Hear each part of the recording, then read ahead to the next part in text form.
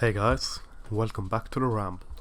I am your host, Maria Legier, and this is my author's note for the collection My Generation Killed Rock and Roll.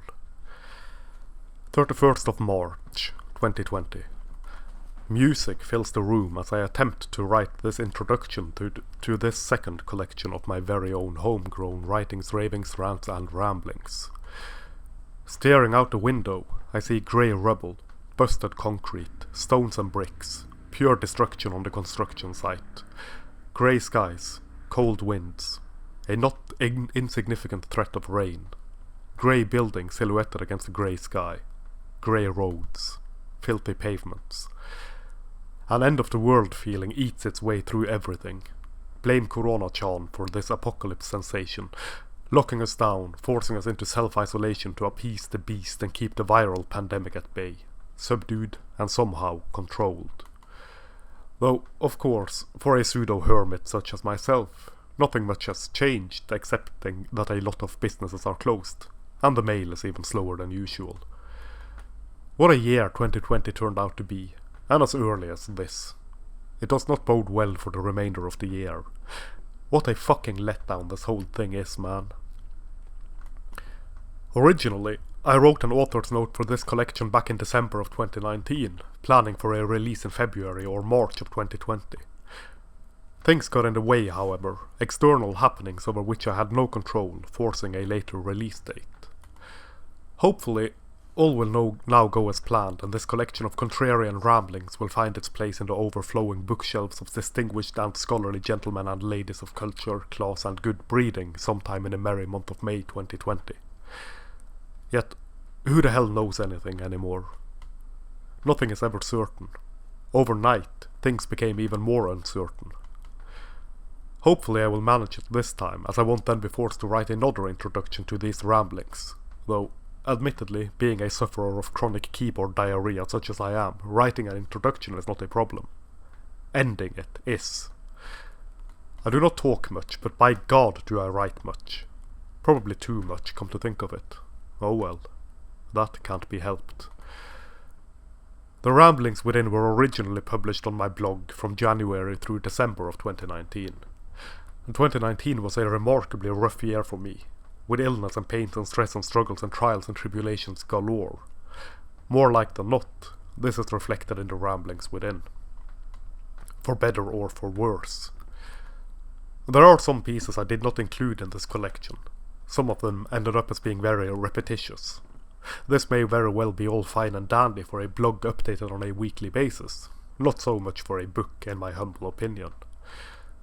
And those who have followed the blog and or my channels on YouTube and BitChute may perhaps notice that the Why I Am an Anti-Feminist series is absent from this collection. And there's a simple reason for this. I aim to publish them in a volume for themselves. Such a professional rambler am I.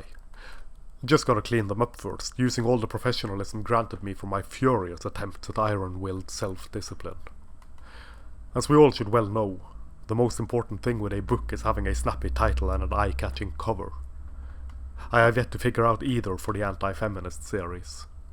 The insides don't matter anymore. Our culture suddenly decided that judging a book on its cover was the way to go, contradicting all prior wisdom and knowledge in the process.